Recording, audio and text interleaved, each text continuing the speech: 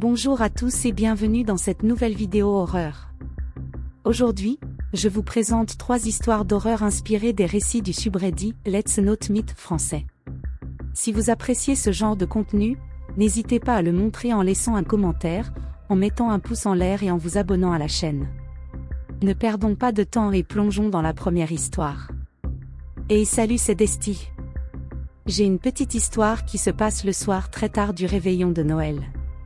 À ce moment-là, j'avais 5 ans.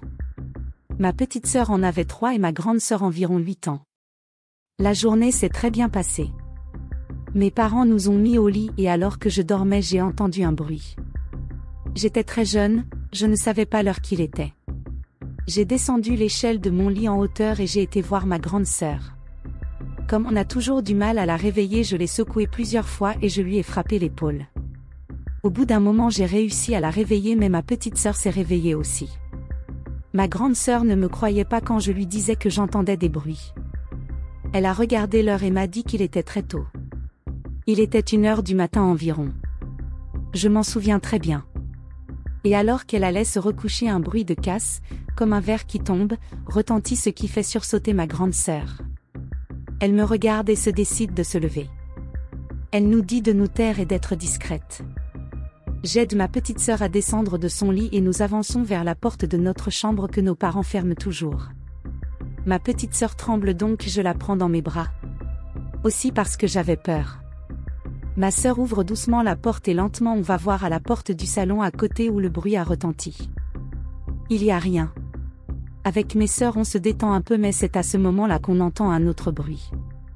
On regarde dans le salon et là je vois une chose que je ne pensais pas que je verrais. Avec mes petits yeux d'enfant, j'ai un Père Noël monstrueux avec du sang sur les mains. Je me suis mise à crier et ma petite sœur pleurait. Ma mère est vite arrivée et a essayé de nous calmer. On ne comprenait rien, mes sœurs et moi. Le Père Noël était toujours là avec ses mains en sang qui grognaient. En fin de compte, nous avons eu l'explication. Ce soir-là et cette nuit-là, un ami de mes parents était déguisé en Père Noël au cas où l'une de nous se réveillerait. J'ai su qui c'était car il avait été invité à faire le réveillon avec nous. Les bruits que nous avons entendus, c'était lui qui avait fait tomber une bouteille de vin sur le sol et le sang sur ses mains était en fait du vin et un peu de sang car il s'est coupé avec le verre en le ramassant. Il avait mal, le pauvre. Et si je le voyais monstrueux, c'est peut-être parce que à cet âge-là c'est rapide de tout prendre pour horrible. Enfin voilà ma petite histoire de Noël. Joyeux Noël tout le monde. Bye bye, gros bisous et force à vous. Merci à toi pour ton histoire et on espère que tu t'en es remis. Passons sans transition à la deuxième histoire. Hey, je suis nouvelle ici, j'ai connu le concept de Reddit grâce à Skizzy, j'ai vu des gens parler de leurs aventures, je me suis dit, bah pourquoi pas. Je me présente, je m'appelle Chloé et je vais avoir 19 ans en janvier. Ce que je vais raconter, ça va se passer sur plusieurs années, et c'est assez trauma, donc si vous êtes plutôt du genre sensible, sweepez. Les faits se sont déroulés à partir de mes 11 ans, je venais d'arriver en 6e, nouveau collège, nouvelle fréquentation, du moins pas pour moi car pendant les 2 années dans ce collège je n'ai jamais eu d'amis.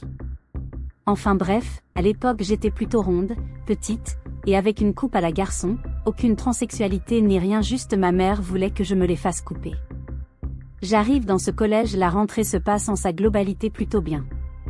Les jours passent et beaucoup de comportements devenaient étranges à mon égard, et je ne sais pas, et ne saurais jamais, pourquoi. Des filles se moquaient de moi, des garçons aussi.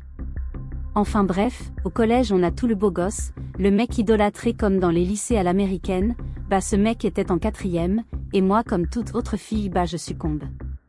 Mais en secret. Je vois que des filles lui donnaient des lettres, donc j'ai essayé de faire pareil, sauf qu'elles recevaient des bisous, moi j'ai reçu un coup de poing dans le ventre, c'est bon? J'ai compris que je ne lui plaisais pas, j'ai pas cherché plus loin. Des filles de ma classe aussi en kiff sur ce mec avaient la haine envers moi, car j'étais la fille moche et repoussante, et les actes des bousculades et des insultes, se sont à grande vitesse empirés. Ces filles s'écrivaient des insultes sur un bout de papier, la jetant sous ma chaise, et dire le fameux « Chloé elle a un papier sous sa chaise monsieur », je finis dans le bureau de la CPE, je lui ai dit qu'elle avait qu'à regarder mon écriture dans mes cours et la comparer à elle, elle verrait que ça n'avait rien à voir. Elle me lâche à la récré, et ces filles viennent me casser la gueule, comme elle prétendait dire, mais à ce moment-là j'étais vulnérable car j'avais plus aucune passion de vivre avec les dégâts précédents qui sont épargnés dans ce trade. Enfin bref, une bagarre éclate dans la cour, la CPE m'attrape moi et dit aux autres d'aller jouer dans la cour, elle m'avait dans le collimateur alors que depuis le début d'année je me fais cracher physiquement et mentalement dessus, je me fais pousser dans la piscine quand j'étais indisposée, et je n'avais pas encore de téléphone. Enfin bref, je suis virée du collège pendant 2 mois. J'avais vraiment pas envie d'y retourner vu l'incompétence de l'administration, et je n'aurais pas dû. Le mec populaire a payé un de ses meilleurs potes pour des fins sexuelles non consentants, en bref il m'a violé. J'essaie de porter plainte personne, même pas ma mère me croit, en bref je suis dans une bulle, et j'arrive à mon année de 5e où vient, le téléphone. Pire idée de ma vie, j'ai créé des réseaux sociaux dont Snapchat que j'ai actuellement encore, où je recevais régulièrement des insultes telles que « Suicide-toi, bah t'es encore là ».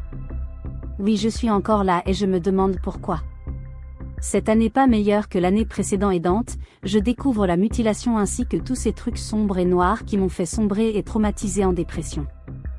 Je ne finirai jamais cette année scolaire, je suis partie en avril avec un malaise vagal en plein cours de musique. Je rentre en 4e dans une ville qui est à 70 km de la précédente, et c'est le même bordel, mais malheureusement là j'ai des preuves physiques, mais ça n'a pas empêché ni l'administration ni aux forces de l'ordre de ne pas d'intervenir.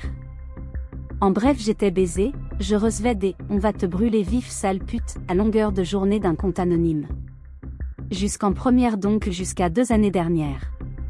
Les gens m'ont laissé tranquille car j'ai un copain qui est grand beau et musclé, il s'appelle Pierre-Y, je l'aime de tout mon cœur, il m'a sauvé d'un enfer, ça fait 1 an et 3 mois qu'on vit le parfait amour et ça sera pour la vie j'espère bien.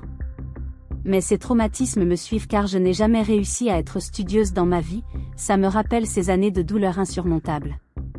Enfin bref, merci d'avoir lu mon histoire et bonne continuation. Merci pour ton histoire et force à toi, passons maintenant à la dernière histoire. Bonjour, je m'appelle Léa, j'ai 21 ans mais cette histoire s'est déroulée il y a 3 ans. Pour un peu plus de contexte, j'habite dans un village assez tranquille et à 10 minutes en voiture se trouve une petite zone d'activité dans laquelle se trouve un McDonald's. Un soir, mes parents décident de partir se faire un petit restaurant en amoureux. Ma sœur et moi, 14 ans et 18 ans, restons donc à la maison et comme on voulait se faire kiffer on décide d'aller chercher un petit McDonald's et de se regarder notre meilleur film. Une petite soirée sympa s'annonce. Je venais tout juste d'avoir mon permis alors on y va en voiture. En partant de chez nous on remarque une voiture garée le long du petit chemin qui longe la maison mais rien d'anormal puisqu'il y a toujours des gens qui se garent, même si c'est pas l'endroit.